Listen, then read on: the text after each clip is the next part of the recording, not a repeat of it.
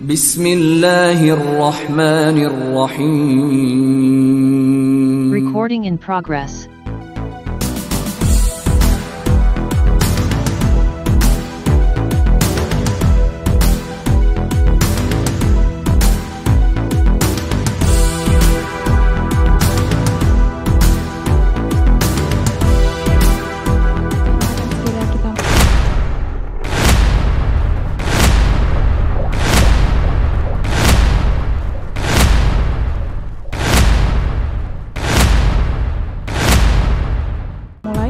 Assalamualaikum warahmatullahi wabarakatuh. Saya tunjukkan pernah kalau baca, ada. tapi saya lupa, maaf.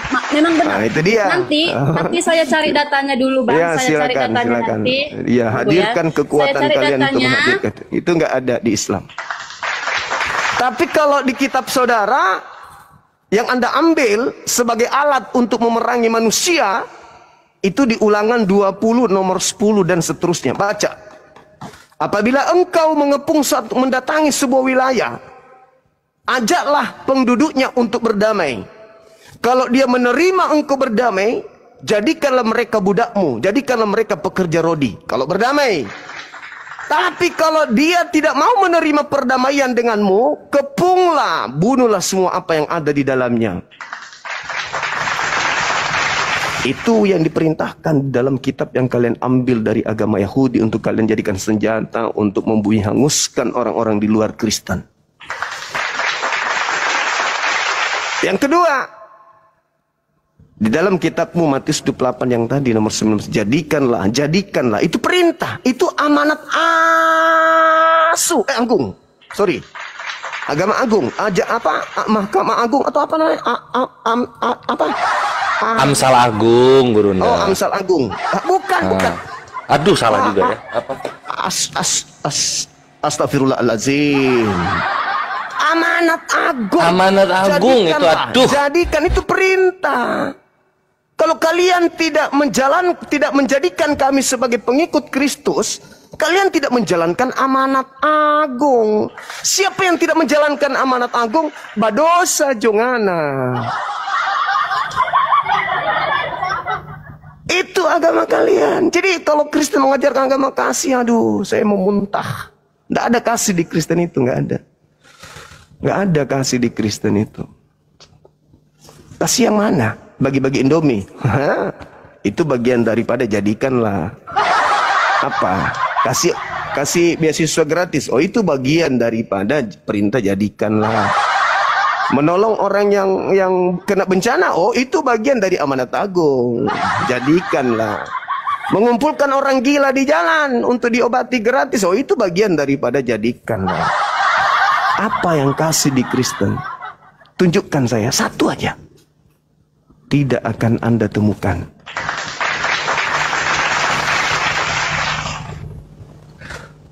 Jadi, saudari, Gimana yang saya gimana? Lupa ndak atau memang pura-pura ndak ingat? Kristen hadir di Nusantara itu. macet pula lagi. Jangan macet. Kristen datang ke Nusantara itu karena melalui penjajahan. Itu aja dulu. Kristen tidak nongol di Nusantara ini kalau tidak ditumpangi oleh penjajah. Bagaimana Portugis, bagaimana Belanda masuk ke Indonesia lewat penjajahan. Indonesia merdeka baru kalian cuci tangan. Kami ajaran kasih loh. Hah? Kristen ajaran kasih dari mana ke mana?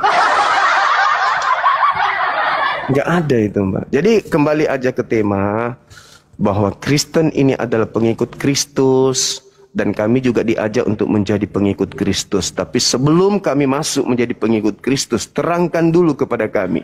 Siapa yang mengajarkan? Kristus mana yang mengajarkan menyembah dirinya? Itu dulu.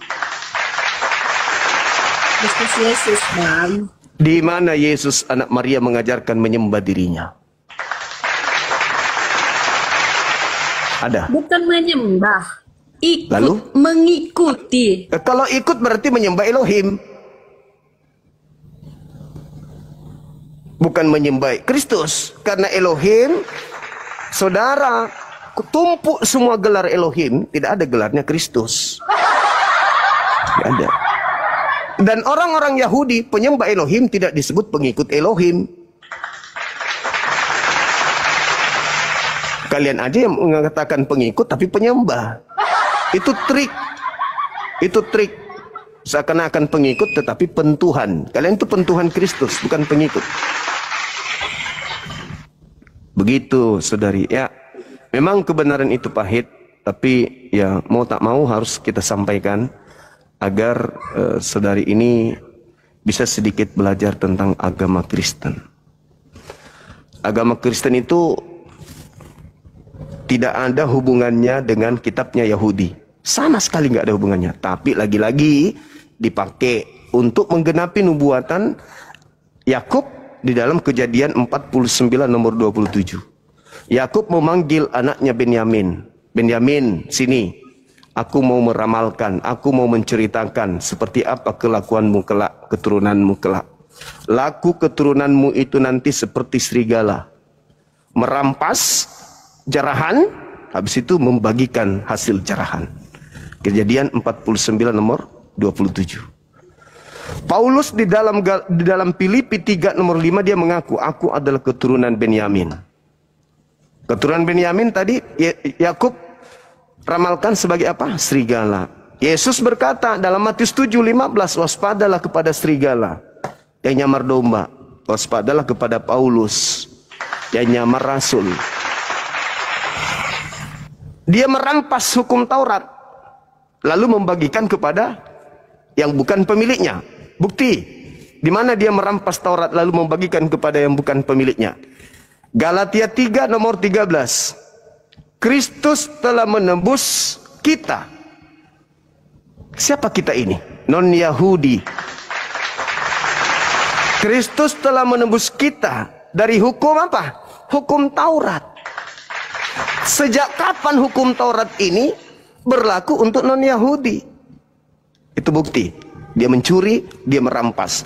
Kristus telah menebus kita dari kutuk hukum Taurat dengan jalan menjadi kutuk karena kita, sebab ada tertulis, terkutuklah orang yang mati di atas tiang salib. Pertanyaannya, sejak kapan orang Roma itu diikat oleh hukum Taurat? Tidak pernah. Ketika ada perintah jangan makan babi, itu hanya untuk Bani Israel dan Bani Yehuda.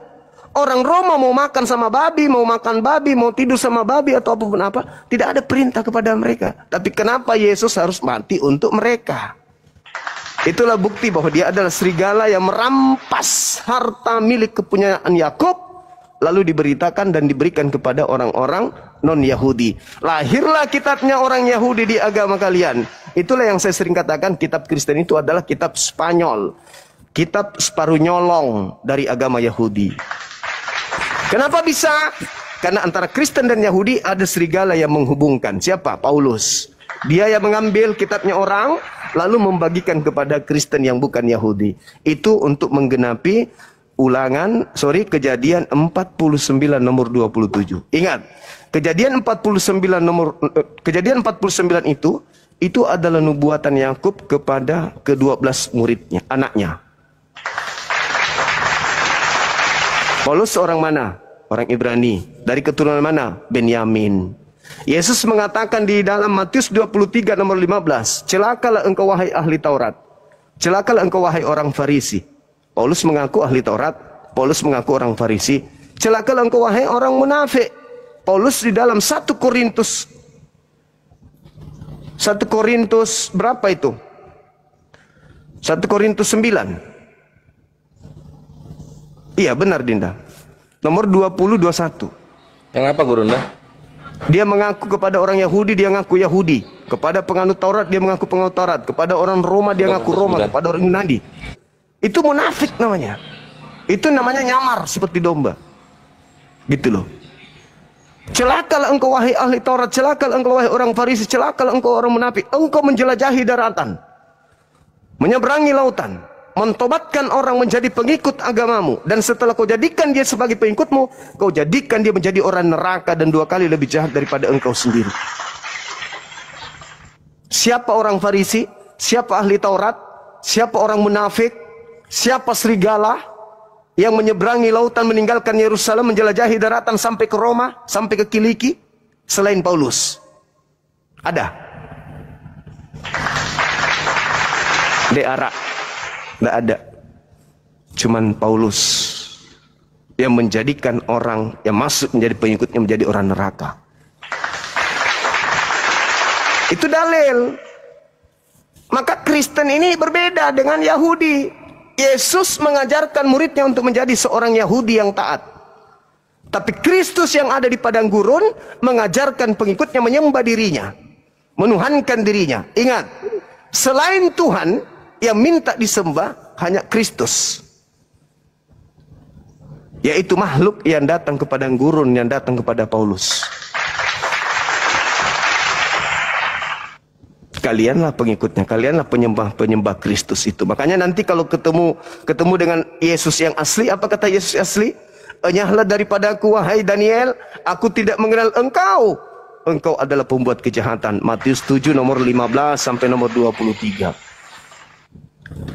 Bang Suma ketemu Yesus, salaman, cipika-cipiki kami, ngopi bareng. Kenapa? Karena Yesus mengatakan apa dalam Yohanes 17 nomor 3? Hidup kekal itu Bang Suma adalah Bang Suma mengenal aku sebagai utusan Tuhan. Mengenal sebagai utusan Tuhan. Tapi kalau Kristen ada embel-embelnya.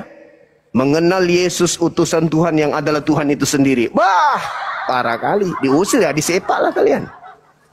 Padahal pola kehidupan kalian itu mantap kali.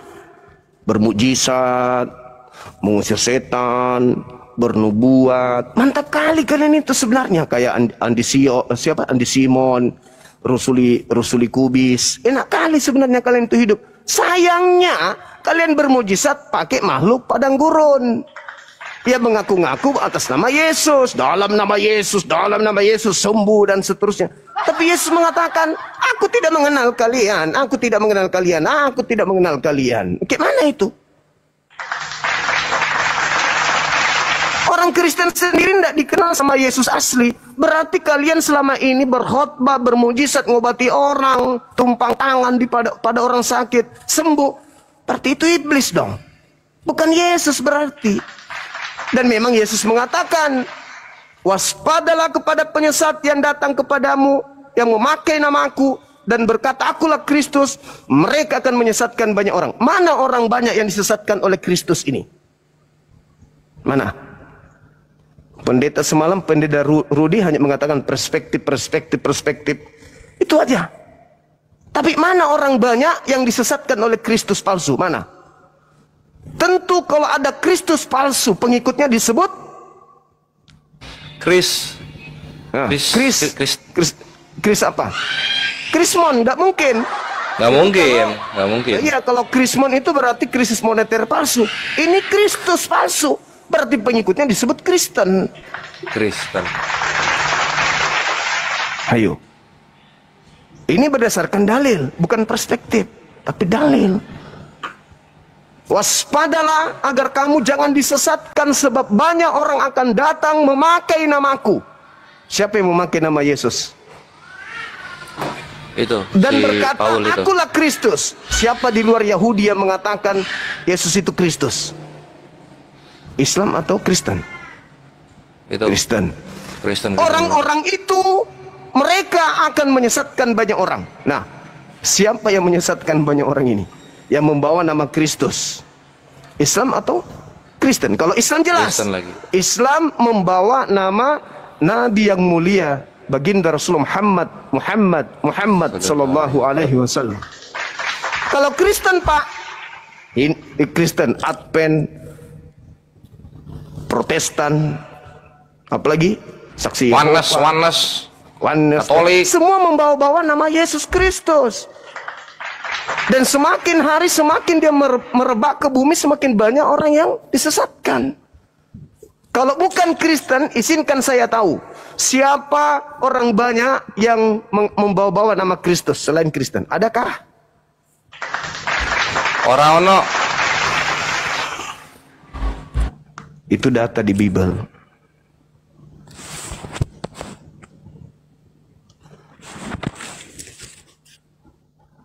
Ini sama seperti kejadian tahun 2000 ketika saya ditantang sama teologi S2, lulusan teologi S2, ditantang berdialog tentang materi-materi siapa penyesat Nabi Muhammad atau Kristus Yesus.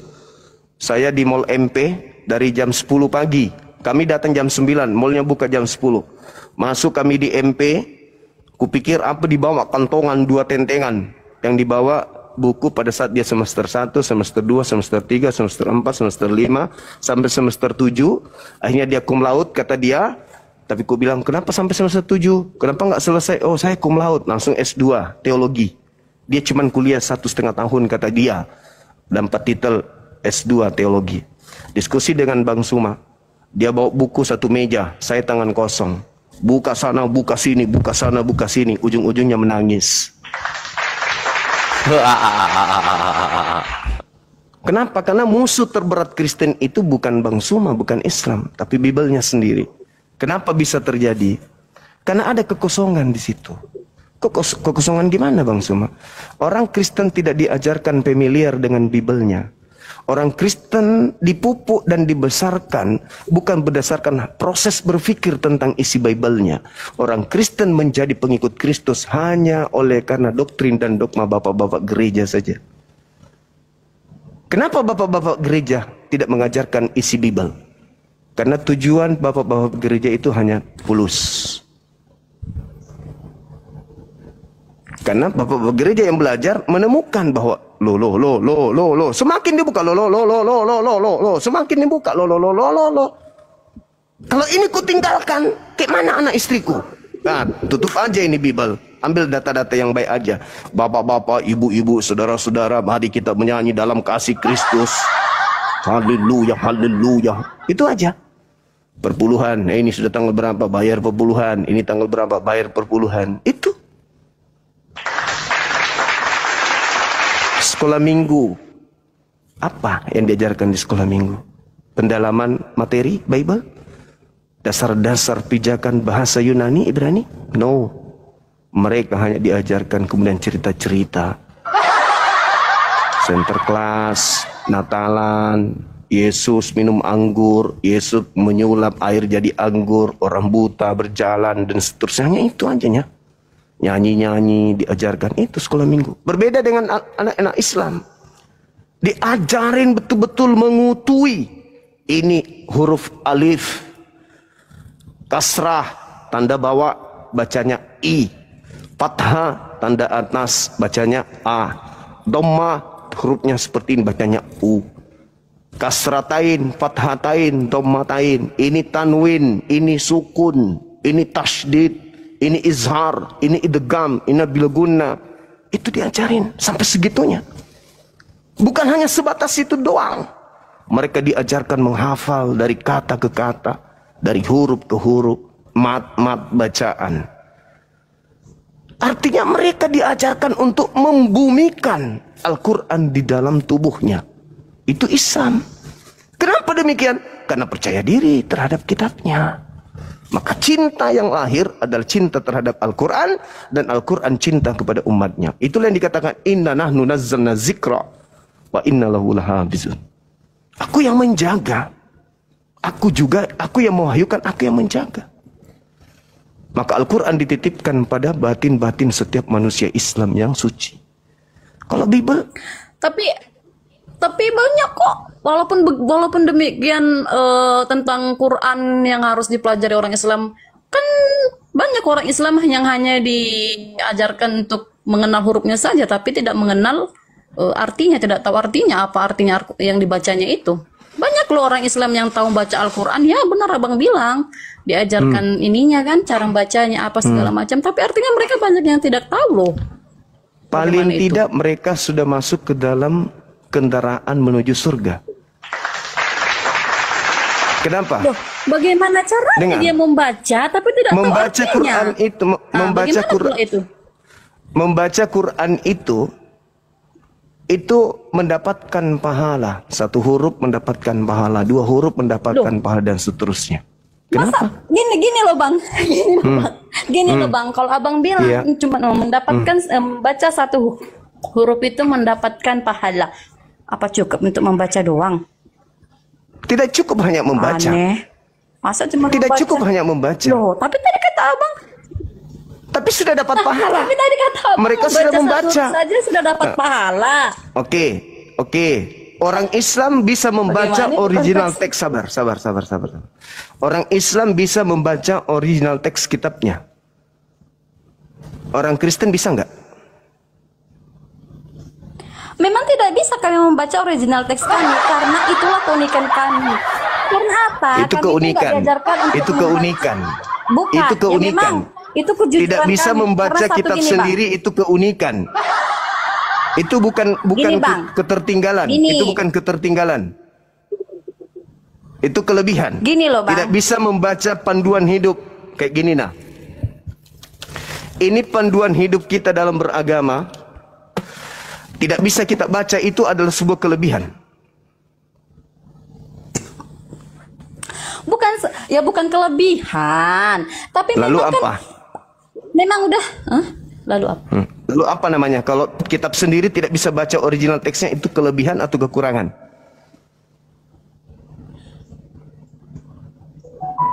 Kelebihan atau kekurangan?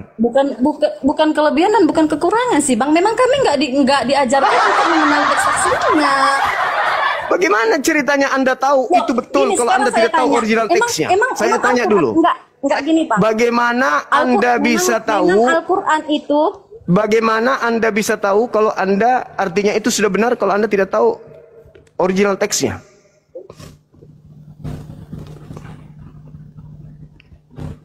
Karena Gini, ada Bang, Kristus. sama seperti Al-Qur'an. Karena ada Kristus yang melayang-layang, yang masuk keluar masuk yang kalian sebut Roh Kudus. Itu jawab aja kayak gitu. Jawab aja, nggak usah malu-malu. Karena kami ada Kristus yang adalah Roh Kudus yang bolak masuk ke dalam tubuh kami. Kami memiliki Roh Kudus, Islam tidak punya. Bilang aja kayak gitu. Sederhana bukan? Untuk nipu lawan dengan trik-trik kayak gitu. Kalau ada sebuah agama tidak bisa membaca original teks kitabnya, ya itu apa namanya? Seorang pendeta berapi-api di depan mimbar, disuruh baca original teks kitab. Papa, pupu. Lalu bagaimana Anda bisa tahu kalau itu benar? Kalau sebagai tokoh, sebagai pembimbing, sebagai gembala bagi hewan yang ada, tapi dia sendiri tidak bisa original teks, gimana ceritanya coba? Masalah agama itu. Masalah.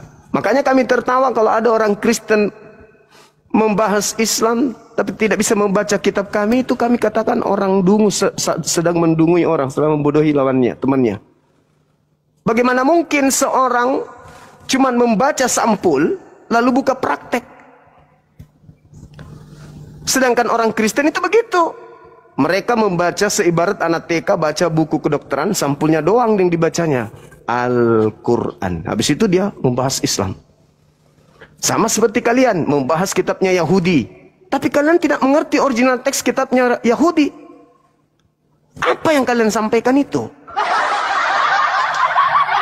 Yang punya kitab, yaitu orang Yahudi, tidak menjadi Kristen. Kenapa? Karena mereka mengerti kitab Ibrani. Makanya tidak jadi Kristen. Orang Kristen semakin menjadi Kristen karena mereka hanya dicekoki, disuapin terjemah yang setiap saat direvisi. Maka jadilah Kristen. Seperti itu, Mbak. Jadi umat Islam itu satu, rendah serendah-rendahnya umat Islam, mereka bisa baca Quran. Dan setelah mereka bisa baca Quran, mereka bisa baca terjemahan. Itu kelebihannya umat Islam. Orang Kristen bisa baca terjemahan. Bisa nggak baca original teks? Nehi merica ketum berjahe. Nggak bisa orang Kristen itu. Contoh, betapa mudahnya orang Kristen itu dibodohi. Contoh nih, sederhana. Betapa mudahnya orang Kristen itu dikibulin oleh kitabnya sendiri. Nih semua yang ada 5.000 yang nonton di sini. Anda buka Bible sekarang, atau Anda buka Google sekarang, Alkitab Sabda, buka di Kisah Para Rasul 9 nomor 22. Buka. Betapa mudahnya orang-orang Kristen 2000 tahun dibodoh-bodohi sama kitabnya sendiri. Kenapa? Karena tidak mengerti original teks kitab sendiri. Kayak mana? Coba buka sekarang Kisah Para Rasul 9:22. Adinda Pera Esta bisa? Bisa Gurunda. Nah, coba Alkitab Sabda dibuka. Betapa konyolnya agama ini. Konyol sekonyol-konyolnya. KPS 922 ya Gurunda. Siap. Di Alkitab Sabda supaya kita lihat original teksnya. Luncur. Inilah kelemahan kalian. Tapi kalau di Islam kasih terjemahan. Orang yang tidak ngerti terjemahan dikasih terjemahan. Alhamdulillahi Rabbil Alamin. Orang yang tidak ngerti original teks, tidak ngerti paham, kasih terjemahan. Ketika dia ada terjemahan situ keliru, melenceng dari akidahnya, pasti mereka mengatakan, saya tidak mengerti bahasa Arab. Saya tidak bisa baca kemudian mengerti huruf per huruf. Tapi saya rasa ini keliru. Panggil ustadz saya, pasti salah. Begitu dipanggil, betul, salah. Tapi kalau orang Kristen yang kayak gini-gini, justru umat Islam yang ngajarin. Coba. Nih teman-teman sekalian yang punya rezeki berlimpah, tolong bantu Dinda Kores ya. Beliau alat-alatnya kemarin itu kena banjir ya, sehingga gini dia, YouTube-nya juga tidak aktif karena laptopnya juga lagi gangguan. Nah, coba dilihat silakan. Nah, tuh. Nah, coba kata Yesus Dinda, kata Yesus. Ya, Nah, Saulus besar pengaruhnya dan ia membingungkan orang Yahudi yang tinggal di Damaskus karena ia membuktikan bahwa Yesus. Nah, ini ada kata Yesus Gurunda ya. Ada kata Yesus, adalah Mesias. Nah, Ketik Yesus adalah Mesias. Ya, coba Yesus. Ada nggak Yesus? Nah, ternyata di sini Houtos Gurunda, bukan Yesus dalam bahasa Yunani. Wah, Gurunda ini udah cocok jadi guru Yunani. Coba lihat. Ini kalian dibodohi kan sama kitab kalian. Mana ada kata Yesus di situ? Tapi Lembaga Penyesat Indonesia menyelipkan nama Yesus di situ. Nah, kalau tidak ada kata Yesusnya, maka yang Mesias di situ adalah siapa? Siapa yang Mesias? Ya, yang ngomong inilah Gurunda. Iya, Paulus. Ini, iya. Coba. Di sini dia kan bang, bilangkan bahwa Yesus adalah Mesias. Dia kan meyakinkan. Paulus ini kan Belum ngerti, Gurunda. sebagai kayak Di situ nggak ada nama Yesus. Nggak ada nama Yesus di situ. Bu Lesti, maksudnya Gurunda, ini kata Yesus ini di dalam original teksnya itu nggak ada, gitu loh. Nggak ada.